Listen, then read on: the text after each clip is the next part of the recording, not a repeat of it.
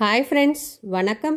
இன்றைக்கி கார்த்திகை தீபத்தோட ஸ்பெஷல் நம்ம ஸ்வீட் அப்பம் தான் எப்படி செய்யுதுன்னு பார்க்கலாம் வாங்க. இது நம்ம கார்த்திகை தீபத்துக்கு நெய்வேத்தியமாக வச்சுக்கலாம். நம்ம இந்த கார்த்திகை தீபத்துக்கு நம்ம இந்த மாதிரி செஞ்சு பார்க்கலாம் ஒரு முறை.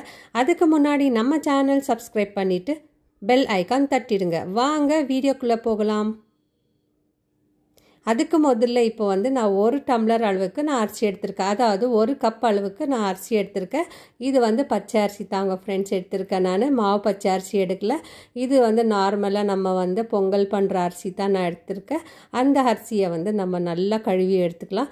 அரிசியை நல்லா கழுவி எடுத்துன்னு வந்துடலாம். அதாவது 2லேருந்து 3 தண்ணி வரைக்கும் நம்ம கழுவிட்டு தண்ணி கொட்டிட்டு அதுக்கப்புறம் புது தண்ணியை நம்ம ஃபுல்லாக நம்ம ஊற்றி 2 மணி நேரத்துக்கு நம்ம சோக் பண்ணிடலாம். இது 2 மணி நேரத்துக்கு நம்ம மூடி போட்டு சோக் பண்ணிவிட்டு இப்போ பாருங்கள் 2 மணி நேரம் ஆயிடுச்சு.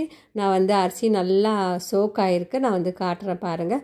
இந்த மாதிரி சோக் ஆகிருக்கணும். அப்போ தான் நம்மளுக்கு அப்பம் நல்லா புசு புசுன்னு வரும். நல்லா பந்து போல் வரும். நமக்கு இந்த மாதிரி ஊறி இருக்கணும். இந்த தண்ணி கொட்டிட்டு நம்ம தண்ணியே இல்லாமல் நம்ம மிக்சி ஜாரில் எடுத்துக்கலாம். நம்ம இப்போ மிக்சி ஜார் எடுத்துக்கலாம். நம்ம ஊற வச்ச அரிசியை மிக்சி ஜாரில் சேர்த்துட்டு ஃபஸ்ட்டு நம்ம கொரப்பாக அரைச்சிக்கலாம்.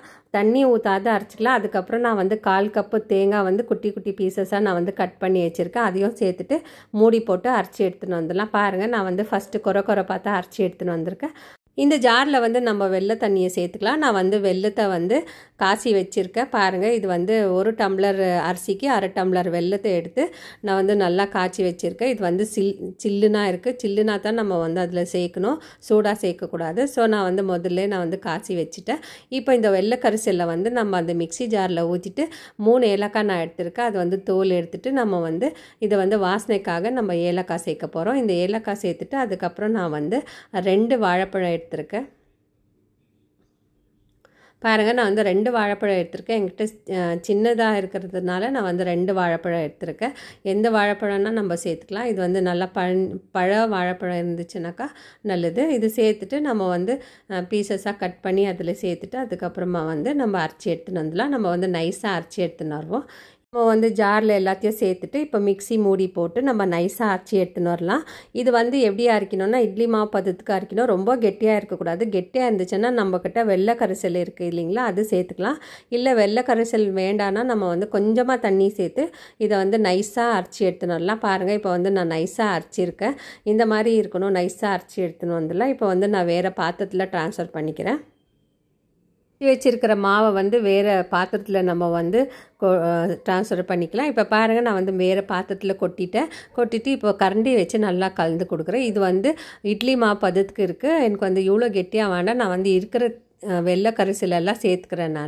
நான் எடுத்த அவ்வளோ வெள்ளை கரிசலை நான் இந்த மாவில் சேர்த்துட்டு இதுவும் நல்லா கலந்து கொடுக்கலாம். இது நல்லா மிக்ஸ் பண்ணிட்ட பிறகு நம்ம எண்ணெய் வச்சு இதை ஒன்று ஒன்றா ஊற்றி எடுக்க போகிறோம். இப்போ பாருங்கள், நல்லா மிக்ஸ் பண்ணி கொடுத்துடலாம். இந்த வெள்ளை கரிசலை இந்த மாவு ரெண்டும் ஒன்றா மிக்ஸ் ஆகிற வரைக்கும் நம்ம கலந்து கொடுக்கலாம். இப்போ நான் ஒரு பிஞ்ச் ஆஃப் சால்ட் தான் சேர்க்க போகிறேன். அது நம்ம டேஸ்ட்டுக்காண்டி தான் நம்ம பிஞ்ச் ஆஃப் சால்ட் சேர்க்க போகிறோம். இப்போல்லாம் சேர்த்துட்டு நம்ம மிக்ஸ் பண்ணி கொடுத்துட்டோம் நல்லா. இப்போ கடாய் வச்சிடலாம். நம்ம கடாயை வச்சுட்டு நம்ம கொஞ்சம் குழியாக இருக்கிற கடாய் வைக்கலாம். அப்போ தான் நம்மளுக்கு பொரிக்கிறதுக்கு வசதியாக இருக்கும். இப்போ எண்ணெய் சேர்த்துலாம். தேவையான அளவுக்கு எண்ணெய் சேர்த்துட்டு இப்போ எண்ணெய் காஞ்சிட்ட பிறகு நம்ம ஒரு கரண்டி மாவு எடுத்து அப்படியே நடுவில் ஊற்றலாம். நம்ம ஊற்றின பிறகு ஒரு 30 செகண்ட்ஸ் அப்படியே வெயிட் பண்ணலாம். அதுக்கப்புறம் பாருங்கள், உப்பி வறுத்து பாருங்கள் எவ்வளோ நல்லா உப்பிடுச்சு பார்த்தீங்களா. ஊற்றின உடனே நம்ம கரண்டி போடக்கூடாது. அது எப்போ உப்பி வருதோ அதுக்கப்புறமா நம்ம கரண்டி போட்டு நம்ம மெதுவாக திருப்பி கொடுக்கலாம். இல்லைனாக்கா மேலே இருக்கிறது கிராக் ஆகிற சான்சஸ் இருக்குது. இப்போ பாருங்கள், 2 பக்கமும் நல்லா ப்ரௌன் ஆகிடுச்சு. இந்த கலர் வர வரைக்கும் நம்ம 2 பக்கமும் நல்லா பொரிச்சு எடுக்கலாம். அதுக்கப்புறம் ஸ்டவ் நம்ம மீடியம் சிம்மில் வச்சு தான் நம்ம இதை பொரிக்கிறோம். ஹை ஃப்ளேமில் வச்சு பொரிச்சோம்னா உள்ளெல்லாம் சரியாக வேகாது. இப்போ ஒன்று செஞ்சு முடிச்சுட்டு இன்னொன்று கூட நான் ஊற்றி காமிக்கிறேன் பாருங்கள். இது ஊற்றின உடனே இது ஒரு ஃபியூ செகண்ட்ஸ்லேயே மேலே வந்துடும். நல்லா உப்பின்னு பந்து போல் நல்லா மேலே உப்பின்னு வரும். அந்த மாதிரி வந்துச்சுன்னா பதம் கரெக்டாக இருக்குதுன்னு அர்த்தம். ஸோ இந்த மாதிரி நம்ம இந்த கார்த்திகை தீபத்துக்கு செஞ்சு பார்க்கலாம் ஃப்ரெண்ட்ஸ். அதுக்கப்புறமா நம்ம ஊற்றின உடனே கரண்டி போடாதீங்க. இது மெதுவாக நம்ம மேலே உப்புன பிறகு நம்ம திருப்பி போடலாம். 2 பக்கமும் நல்லா கோல்டன் கலர் ஆகிற வரைக்கும் நம்ம வெயிட் பண்ணி நம்ம 2 பக்கமும் பொரிச்சு எடுக்கலாம். இப்போ பாருங்கள், இதுவும் நல்லா ஃப்ரை ஆயிடுச்சு. நம்ம வந்து எண்ணெயிலேருந்து எடுத்து வச்சிடலாம். ஸோ இப்போ இருக்கிற மாவெல்லாம் நம்ம இதே மாதிரி செஞ்சு எடுத்து வச்சுக்கலாம். ஸோ இந்த கார்த்திகை தீபத்துக்கு நம்ம வந்து நெய்வேத்தியமாக நம்ம வந்து அப்பம் செய்யலாம். இது வந்து ஸ்வீட் அப்பம்னு சொல்கிறோம்.